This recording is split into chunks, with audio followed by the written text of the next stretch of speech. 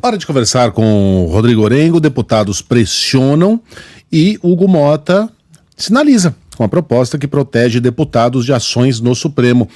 O Orengo, esse é um daqueles episódios bem brasileiros que a gente tem uma certa dificuldade de entender. Os caras vão lá e protagonizam aquela cena horrível, mais do que ridícula, criminosa, no plenário da Câmara, e aparentemente serão premiados não só com a impunidade, mas com a votação de um projeto que os protege das garras da corte mais alta do país. Me explica como é que isso aí pode fazer sentido, Orengo. Bom dia para você.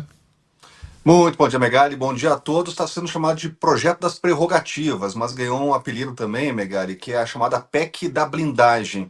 E estaria naquele dito acordo, né, que o presidente da Câmara, Hugo Motta, ele disse que não ocorreu porque não envolveu ele, mas teve um acordo com líderes do Centrão, articulado inclusive com o ex-presidente da Câmara, Arthur Lira, naquele momento mais tenso ali, em que o próprio presidente da Câmara, Hugo Motta, não conseguia sentar na cadeira para presidir sessão, né? Então chegaram ali num acordo de bastidores para tratar de temas como foro privilegiado e também essa história das prerrogativas. O que seria isso, Megali? Hoje, o parlamentar, pelo foro privilegiado, ele responde diretamente ao Supremo Tribunal Federal. O que acontece? A Procuradoria-Geral da República solicita ao Supremo autorização para investigar o parlamentar, o Supremo autoriza e começa uma investigação, né? Os parlamentares querem mudar essa história.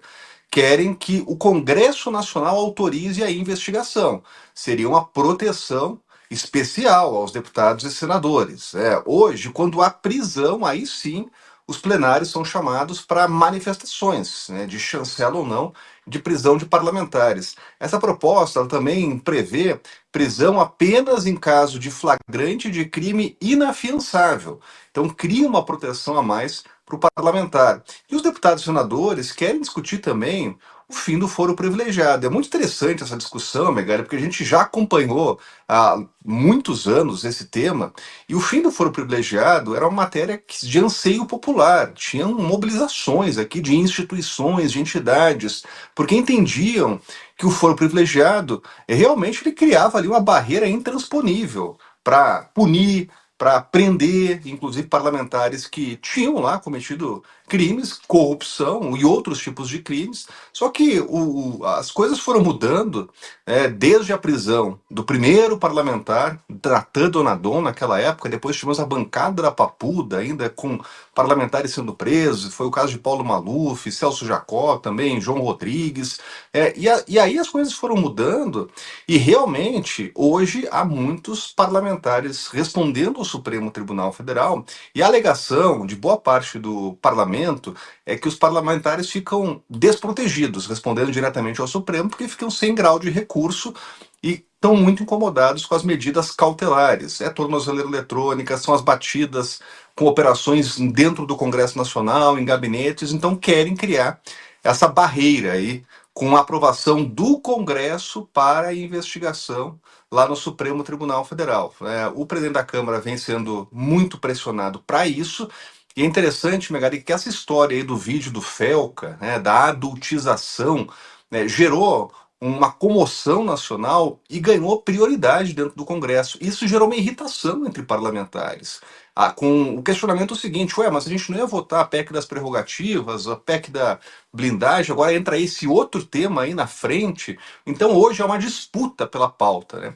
E o presidente da Câmara fez sinalizações já a esses parlamentares, dizendo que hoje há parlamentares sendo investigados pelo que ele chamou de crime de opinião, que há hoje uma possibilidade sim de discutir e avançar com esse tema. Então a pressão aumentou, principalmente de deputados de oposição e também líderes do Centrão, que viram nessa oportunidade um momento para discutir essas proteções a parlamentares, né? Então essa é uma discussão que deve avançar já na semana que vem, disputando espaço aí com essa proposta da adultização nas redes sociais. O Orengo, veja como o espírito do tempo muda rapidamente, né? Lembra daquele seriado O Mecanismo, que foi lançado no Netflix, que era baseado na Lava Jato, do Padilha? José Padilha, né? Ele na época, ele era um entusiasta da Lava Jato, do Sérgio Moro. Depois ele falou, eu fui um idiota em acreditar no Sérgio Moro. Ele se arrependeu de ter feito aquele seriado daquele jeito, mas ele fez, e tá lá no Netflix. E tem uma cena em que os políticos, empresários, estão lá na cela, atrás das grades, se comunicando entre eles, né, pelos gritos, e aí chega lá na prisão a notícia de que o caso deles vai pro STF. Eles estavam na primeira instância e descobrem que o caso deles vai pro STF. Hoje isso seria motivo de desespero, né, para políticos. Veja como é que isso foi retratado na série do Padilha. A gente vai sair daqui! Vai todo mundo embora! Foi pro Supremo!